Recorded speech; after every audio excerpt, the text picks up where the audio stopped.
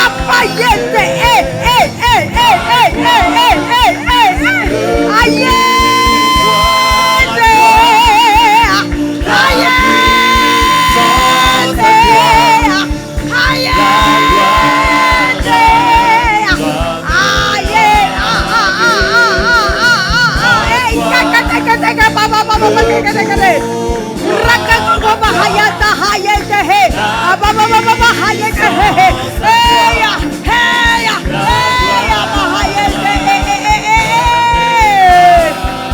à toi le pouvoir,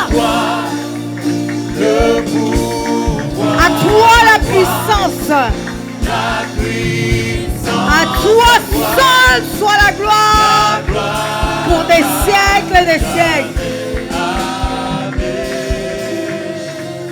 Toi seul est digne de recevoir nos acclamations ce matin. Reçois nos acclamations, Seigneur.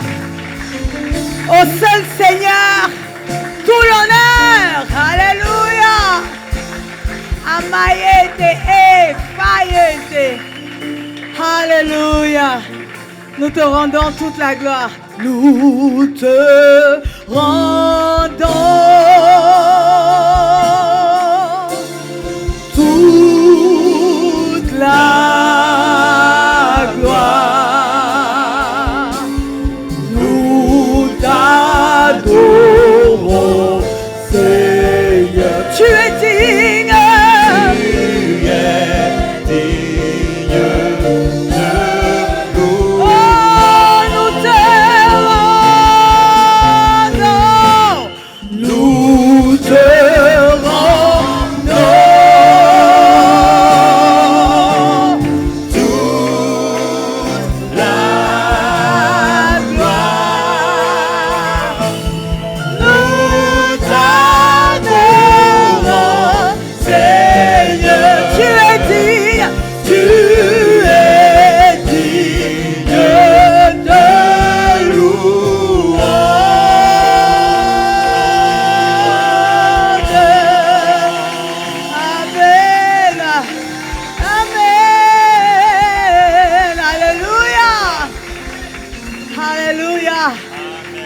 Seigneur, pour ta grâce.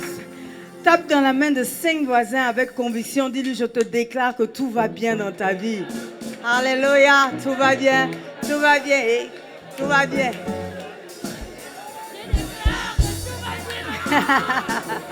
Tout va bien.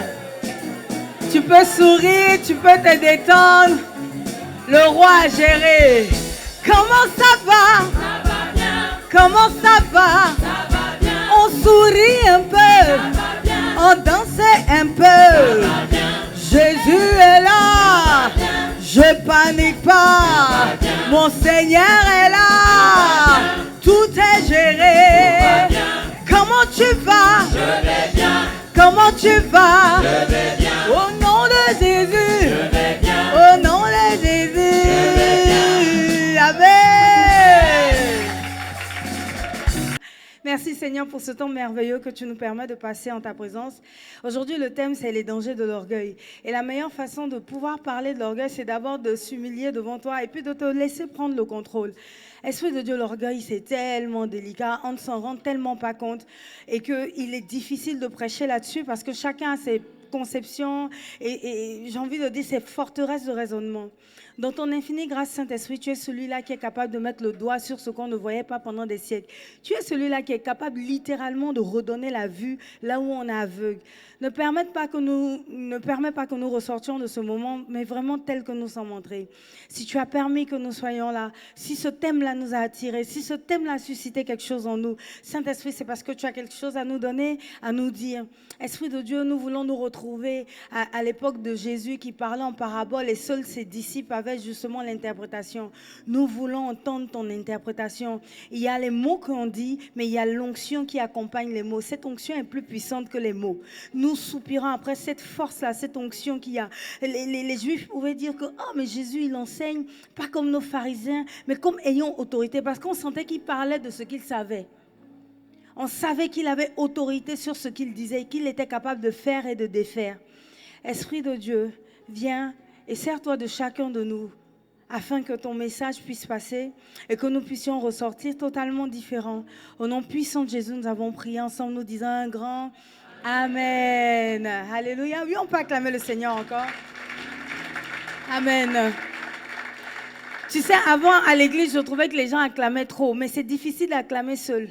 Je ne sais pas si vous avez remarqué, il faut apprendre à le faire, mais c'est plus simple.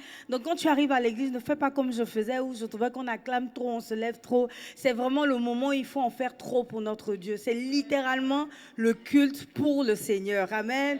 Donc si on dit de lire la Bible, on la lit. Si on dit d'acclamer, on acclame. Si on dit de danser, on danse. Amen. Libérons-nous vivants. Amen. Ensemble, en fait, nous allons commencer d'abord par la définition de l'orgueil. Qu'est-ce que l'orgueil? Question. Est-ce que tu es prêt à écouter? Parce que quelqu'un qui est orgueilleux, il est tellement orgueilleux qu'il n'arrive pas à écouter ce que c'est que l'orgueil. Donc, mettons la définition, s'il vous plaît, là, comme. Et on lit ensemble. Hein. Sentiment exagéré de sa propre valeur. Estime excessive de soi-même, qui porte à se mettre au-dessus des autres. Sentiment exagéré de sa propre valeur, estime excessive de soi-même qui porte à se mettre au-dessus des autres. Dans quel cadre te situes-tu? As-tu tendance à t'évaluer en fonction des autres? Vous savez, le pasteur Mohamed nous enseigne souvent, il nous dit qu'il y a 3 types d'orgueil. Il y a l'orgueil vis-à-vis de Dieu, il y a l'orgueil vis-à-vis de soi, et il y a l'orgueil vis-à-vis des autres, donc notre environnement. Aujourd'hui, nous allons traiter l'orgueil vis-à-vis de Dieu, qui j'estime est le plus facile et en même temps le plus difficile, parce qu'il est très sournois. On a cette culture-là de il faut respecter les choses de Dieu. Et donc, il nous expliquait que l'orgueil vis-à-vis de Dieu, c'est... En fait, tu penses que tout ce que tu as est dû soit à toi, soit à ton travail, soit à tes efforts, sans t'en rendre compte. Tu respectes Dieu, mais c'est toi. Et en Afrique, c'est plus difficile pour nous parce qu'on nous inculque la culture du respect de Dieu. Donc, comme on a cette culture-là, on devient maintenant hypocrite vis-à-vis de Dieu. Par exemple, quand tu as le travail, je me souviens une fois, j'avais fait un entretien d'embauche parce que moi, j'ai beaucoup l'orgueil, j'en souffrais. Ça va aller. J'ai foi en Dieu. Je vais y arriver. Amen. En tout cas, au fur et à mesure, ça diminue, c'est ce qui compte. Amen. Et donc, j'étais allée à un entretien d'embauche. Et j'avais été prise. Mais quand je suis sortie de l'entretien d'embauche, je sors comme ça, la main dans la porte, non, ma petite, tu parles. Non, Natchala, tchat. Seigneur, merci. Hein. Mais la bouche que j'ai, ouf. Regarde comment je les ai tous terrassés en une phrase. Quand je rentre maintenant, qu'ils racontent, je dis, vous savez, dès que je suis rentrée, je dis, mesdames et messieurs, bonjour. Et puis en même temps, mon père m'a dit, wow, non, ma fille, tu as fait, papa, je suis forte. Et sans m'en rendre compte, je liais ma réussite à cet entretien d'embauche à mon talent inné pour la parole, oubliant, ou alors me disant que dans le fond, on sait tous que c'est Dieu qui m'a donné la parole. L'orgueil vis-à-vis de Dieu est tellement subtil. En fait, c'est des petits détails dans lesquels tu te rends compte que finalement, tu tiens pour responsable tes efforts. Tu oublies Dieu. Je te donne un autre exemple. Quand je venais de donner ma vie à Christ, j'étais convaincue grâce au témoignage du pasteur Mohamed que j'allais pouvoir être première de classe. Donc le premier devoir, j'ai étudié. J'ai eu une bonne note. Ah, j'avais trop la confiance. Deuxième devoir. J'ai étudié plus et j'ai prié moins. Et j'ai eu une mauvaise note.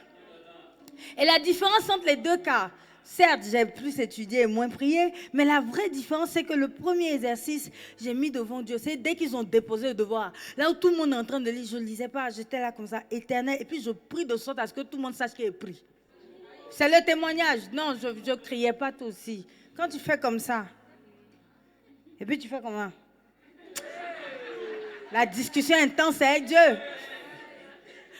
Donc, je faisais un truc comme ça pour que tout le monde sache, pour rendre gloire à Dieu, en fait. Et je priais, Saint-Esprit, mon intelligence, elle est limitée. Mais tu as mis dans ta parole un verset qui dit qu'il y a le renouvellement de l'intelligence.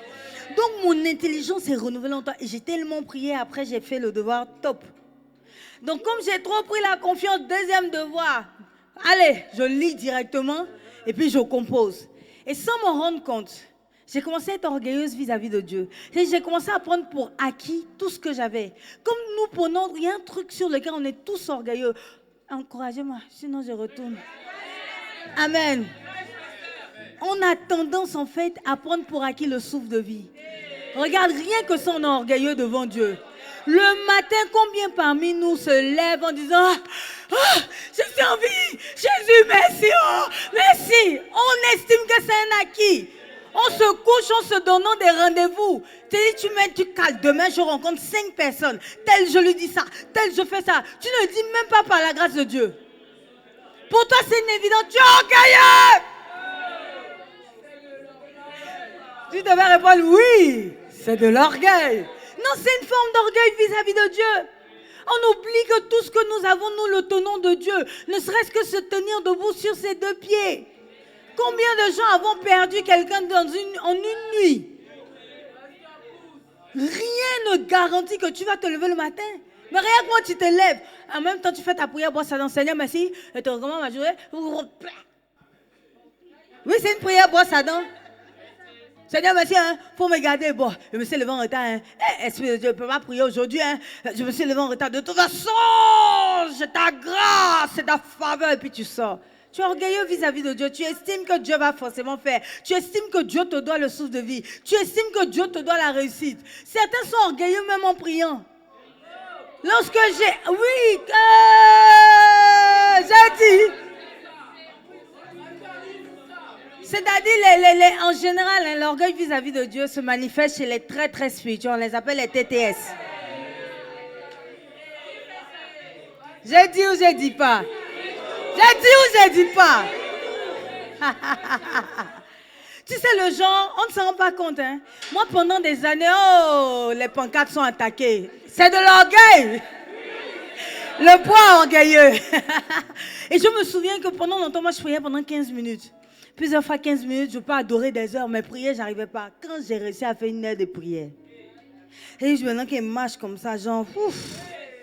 Moi, je prie, hein. Est-ce que les gens qui me voient même savent qu'elle fait 1 heure? Au début, quand je priais 1 heure, c'était cool. Vraiment, l'Esprit de Dieu, j'ai senti que je montais en onction. Mais après, ça ne montait plus.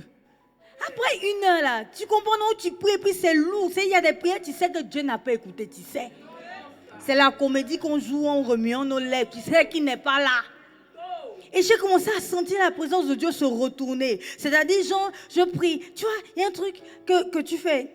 Il faut que tu rentres dans ça. Il y a un truc, c'est éternel Dieu de grâce, Dieu de bonté, Dieu de miséricorde. Mon Père, me voici devant ta face. J'ai un qui dit ça en même temps, la présence de Dieu est là. Oh, tu ne vis pas ça et tu dis que tu es chrétien. Oh, reçois cette grâce. Non, c'est trop cool. Et je ne sais pas comment t'expliquer, l'atmosphère de la chambre change.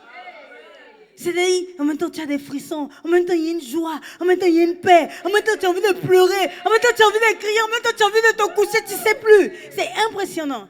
Mais maintenant, je faisais éternel Dieu de grâce, Dieu de miséricorde, Dieu d'Abraham, Dieu d'Isaac, Dieu de Jacob, Dieu de Teloro Touré.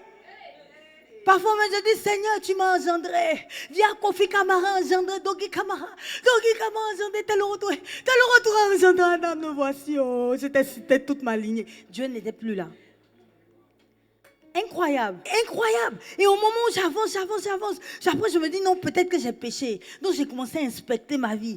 Mais j'ai pas eu de péché, j'ai pas chuté, j'ai pas fait quelque chose de grave. Je commence à inspecter. Et puis tu sais, personnellement, moi je sais pas pour toi, mais moi quand je prie pas, il y a comme une lourdeur qui vient dans mon cœur. Il y a comme un nœud. Et puis, ça devient bizarre. L'angoisse vient. Les pensées de fin de vie, quoi. C'est-à-dire, genre, tu ne vaux rien. Tu ne sais à rien. Tu n'es rien, tout en rien. Tu connais la révélation du rien? Ah. C'est le Saint-Esprit qui vient nous enlever là.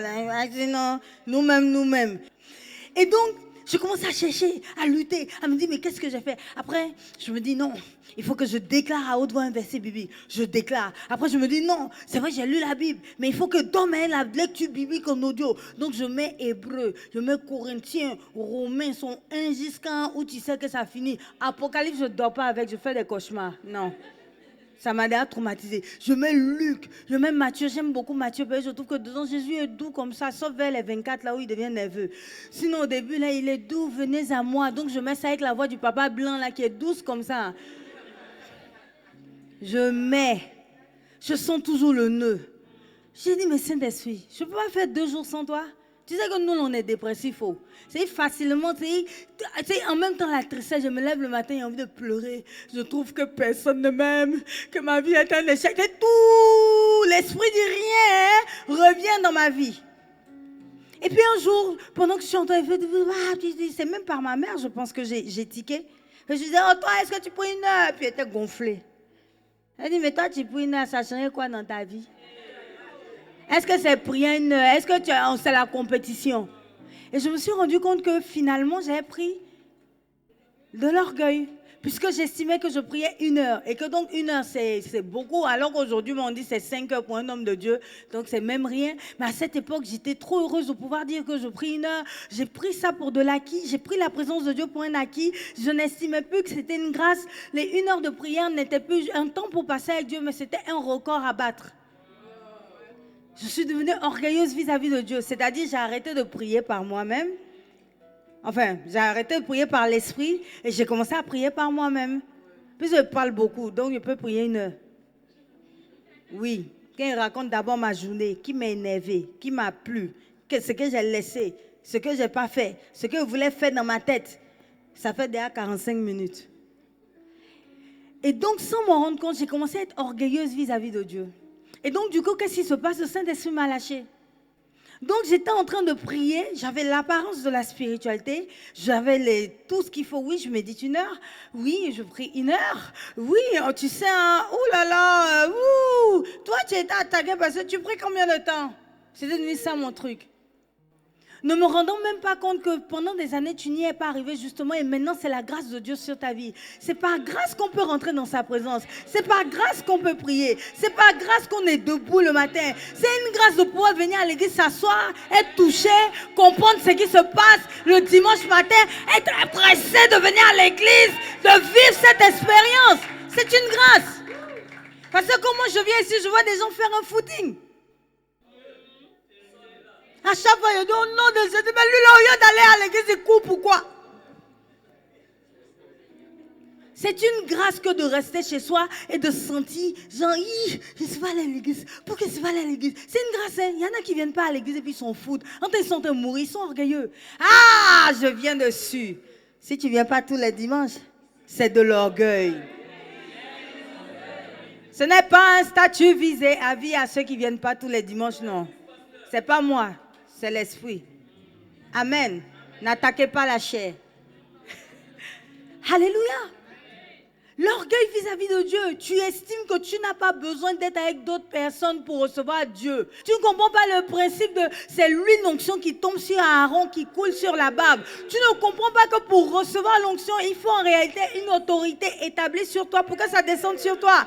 Tu es orgueilleux vis-à-vis de Dieu. Tu penses que Dieu va te faire seul avec tes vidéos en ligne.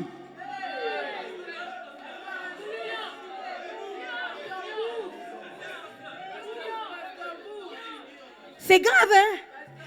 Dieu te parle tellement qu'il va te parler seul. Il va te parler à la maison. Tu n'as pas besoin de venir à l'église pour montrer que, hein, c'est quoi, Dieu est partout, là.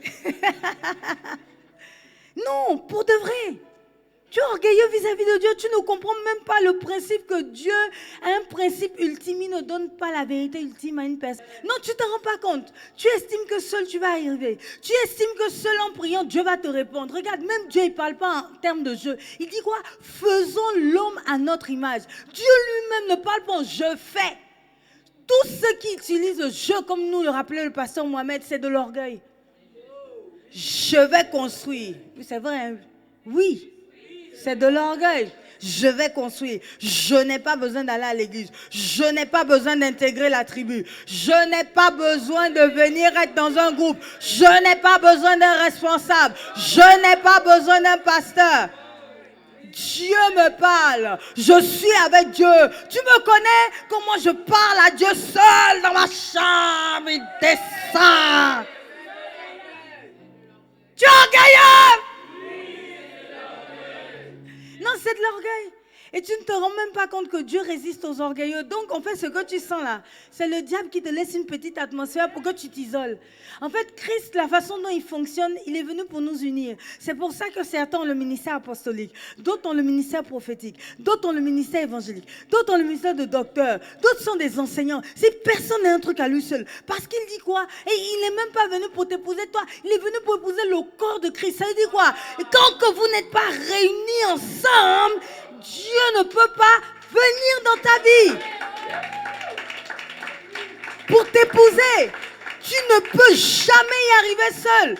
C'est une utopie, je pense que c'est le bon mot, de croire que seul tu vas y arriver. Regarde même Jésus quand il est venu sur terre. Avant de commencer sa mission, il a trouvé 12 apôtres. Il ne l'a pas fait seul. C'est de l'orgueil de croire que Dieu va t'utiliser toi seul, qu'il va te parler à toi seul, que tout ce que Dieu doit te dire, il va te dire à toi seul. Tu sais, il y a même un truc qui me choque dans ma conversion. Tu sais ce qui m'a choqué avec Dieu? C'est qu'aujourd'hui, au bout de plus de... Ça fait 40 ans qu'il n'est pas à l'église. Ça fait 40 ans que je n'ai jamais vu Dieu prendre quelqu'un. Il est resté sur la montagne pendant 40 ans et puis il est converti puis il va au ciel. Non. Parce que toi-même, tu vas t'améliorer au contact de l'homme. On dit aussi vrai que le fer église le fer, l'homme s'améliore au contact de l'homme. Dieu a créé un principe de sorte à ce que chacun de nous ait une petite parcelle de vérité, une petite parcelle d'onction, une révélation que l'autre n'a pas. Donc c'est au contact de la révélation de l'autre que tu te rapproches de la vérité ultime. C'est de l'orgueil de croire qu'on va y arriver seul. C'est de l'orgueil de penser que Dieu va te parler qu'à toi seul. En fait, tu renies l'existence même de Dieu, puisque Dieu lui-même ne parle pas en jeu, il dit nous. La preuve, il a 3 formes, il est sous la forme de la Trinité. Lui seul, il est le Père, lui seul, il est le Fils, lui seul, il est le Saint-Esprit. Même Dieu fonctionne avec la Trinité. Tu ne peux pas arriver isolé, tu ne peux pas y arriver seul. C'est de l'orgueil vis-à-vis de Dieu.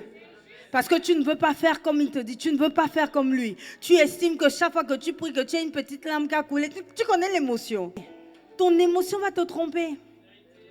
Tu ne peux pas y arriver seul. Tu ne peux pas recevoir l'onction seul. Tu ne peux pas voir Dieu seul. Je te disais donc qu'en 40 ans, je n'ai jamais vu Dieu donner une révélation à une seule personne. La preuve. Qu'un prophète, remarquez bien, qu'un prophète a trop de révélations, que tout le monde est là, oh lui là, remarquez bien, Dieu permet qu'il y ait un esprit de mensonge dans sa bouche. Et c'est là où le prophète, là, il diafoule, il prophétise, et puis là, il a menti. Hein? Parce que Dieu remarque que nous commençons à le regarder comme Dieu. Et comme Dieu ne partage pas sa gloire avec une personne, alors qu'est-ce qu'il fait? Bah écoute, histoire de Michée et Akab, un esprit de mensonge descend du ciel pour faire le job. C'est pour cela que tu ne peux pas t'attacher aux signes et aux prophéties. Attention.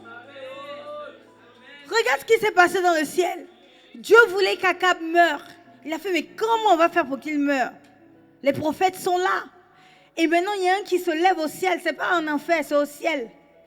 Il dit, oh, je me fais un esprit de mensonge dans la bouche des prophètes. Et tout le monde a prophétisé qu'Akab allait y arriver. Mais Michée est le seul qui a reçu la vraie prophétie. Parce que Michée, justement, n'était pas un prophète qui opérait avec les émotions.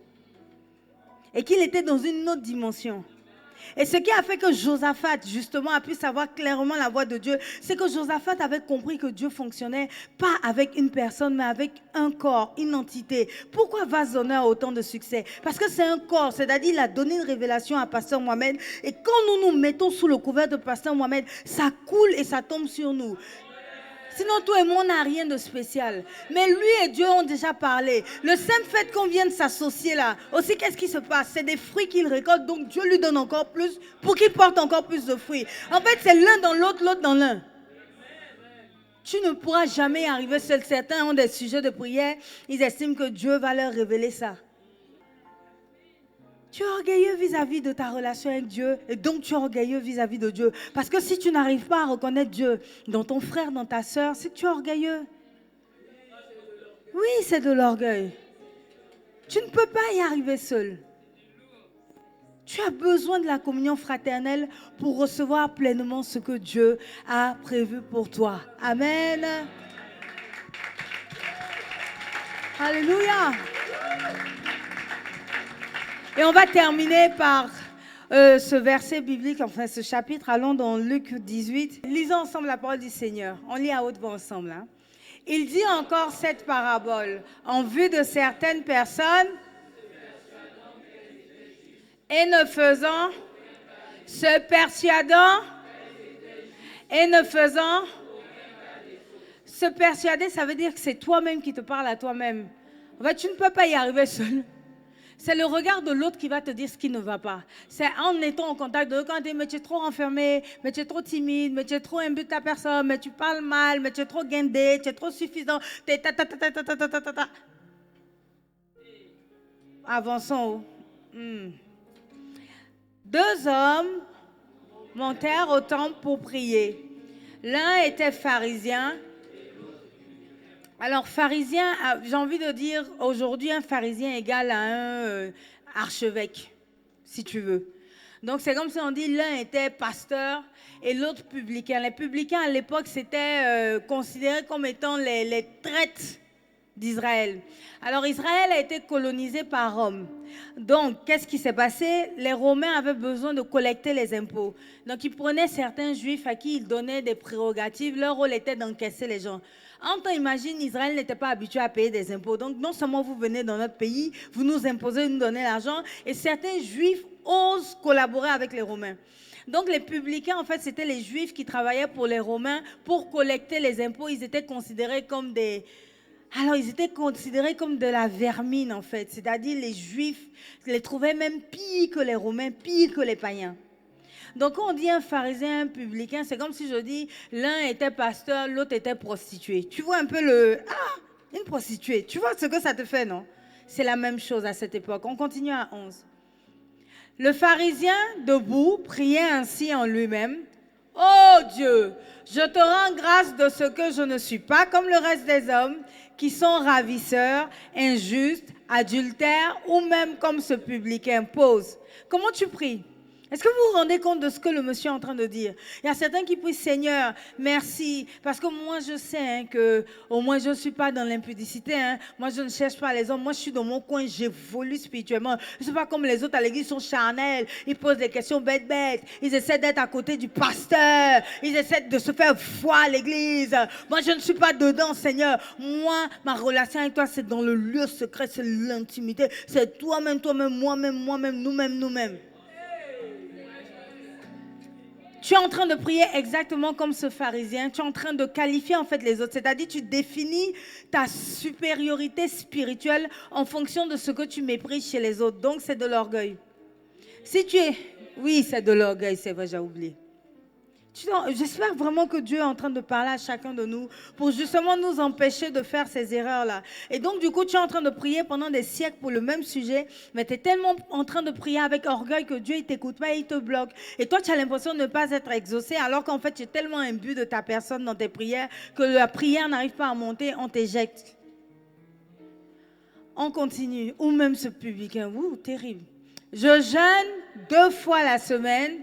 Je donne la dîme de tous mes revenus. Vous voyez, c'est-à-dire, il compte sur ses actes. Un peu comme moi qui estimais que parce que je priais 1 heure, que je méditais 1 heure, donc c'est dit que l'onction doit doubler.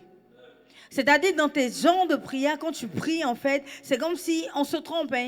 Au lieu de rappeler la parole de Dieu, on rappelle nos actes.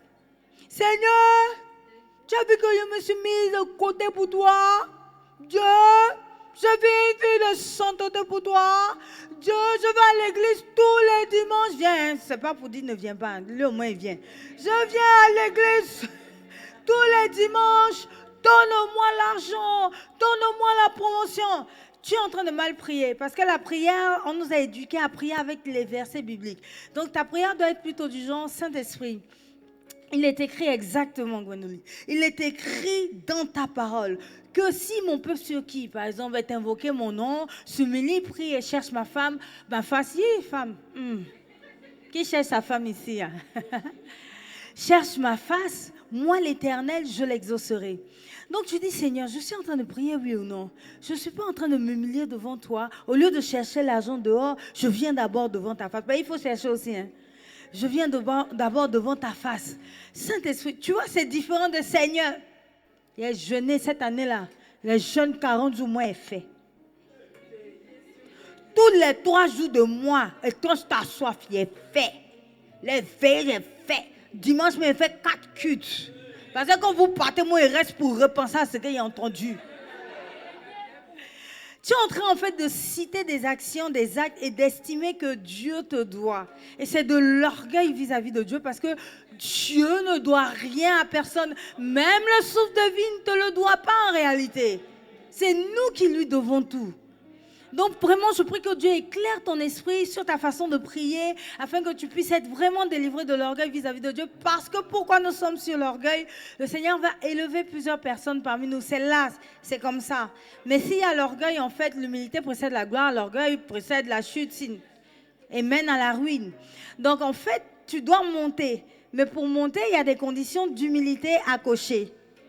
Et à demeurer. C'est-à-dire, il faut demeurer dans l'humilité. Parce qu'on peut commencer humble puis finir orgueilleux. On continue alors à 13. Le publicain se tenant à distance n'osait même pas lever les yeux au ciel, mais il se frappait la poitrine en disant « Oh Dieu, sois apaisé envers moi. » Tu vois, il est vrai. Il n'est pas dans le marchandage, la négociation, le « je suis donc ». Les gens, même celui qui en appelle « je suis » à ses dieux. Je ne sais pas si tu comprends. Il est en mode, je suis vilain. Quand je dis vilain, ce n'est pas physiquement. Hein? Vilain par mes actes, vilain dans le péché, vilain dans ma tribu, parce qu'ils étaient rejetés, ils étaient marginalisés. Il reconnaît qu'il est un pécheur, il se tient à distance et il demande pardon à Dieu. C'est très très différent du publicain, du pharisien Sori qui est arrivé le torse bombé. On continue à 14. Je vous le dis, celui-ci descendit dans sa maison justifié plutôt que l'autre. Car quiconque s'élève sera abaissé et celui qui s'abaisse sera élevé. Et c'est pour ça que je surkiffe les enseignements du pasteur Mohamed. Parce que tout ce qu'il dit, bon déjà moi d'office, tout ce qu'il dit je crois, hein, je ne suis pas en mode non, j'avale même. Mais quand je médite la parole du Seigneur, à chaque fois il y a un verset qui vient confirmer tout ce qu'il dit. Même s'il ne l'a pas cité pendant la prédication. Tu vois, regarde, le pasteur Mohamed nous enseigne quoi? Que quand tu dois prier, il faut te calmer. Élève d'abord Dieu. C'est pas ce qu'il est en train d'être dit. Hein? Parce qu'en élevant Dieu, qu'est-ce que tu fais? En fait, élever Dieu, c'est s'abaisser devant Dieu.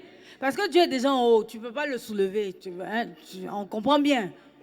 Mais c'est en reconnaissant sa misère, comme l'a fait le publicain, qu'à ce moment-là, nous, on s'abaisse. Donc, du coup, on élève Dieu. Élevons Dieu dans notre façon de parler, dans notre façon de penser, dans nos temps de prière personnelle. Il n'y a pas de compétition, il y a juste un cœur à cœur avec Dieu. Soyons humbles vis-à-vis de Dieu. Je suivais encore une petite vidéo du pasteur Atoms et je trouvais que c'était superbe ce qu'il disait. Il disait que le matin, par exemple, quand tu te lèves, mets-toi à genoux d'abord pour prier. C'est important. Mets-toi à genoux pour demander pardon. Non, pas pardon forcément, ça dépend si tu as péché, tu demandes pardon. Mais tu te mets à genoux pour dire à Dieu que merci. Tu m'as donné le souffle de vie, c'est une grâce. Ce n'est pas un dû. Je suis debout. Je suis en santé. Wouh, merci Seigneur. Parce que même le souffle de vie, nous le lui devons. Nous avons tendance à être orgueilleux sur ça. On estime allez, j'ai tel rendez-vous, je vais faire tel truc. Non. C'est par la grâce de Dieu qu'on y arrive. Amen. Que Dieu vous bénisse encore. C'était le message. Alléluia. Père éternel, merci pour ce message. Tout n'a pas pu être dit. De toute façon, chacun de nous a une situation bien spécifique. Esprit de Dieu, continue à nous parler, que vraiment, durant toute la semaine, à chaque fois qu'il y a un truc, qu'on puisse tiquer, que tu puisses zoomer dessus et nous montrer que oui, effectivement, là, il y a de l'orgueil vis-à-vis de Dieu. Et Saint-Esprit, dispose nos cœurs afin que nous puissions passer cette étape-là et être renouvelés dans notre intelligence, afin de ne plus penser comme nous pensions, mais de penser exactement comme toi et de t'épouser. Au nom puissant de Jésus-Christ, nous avons prié ensemble, nous disons un grand Amen.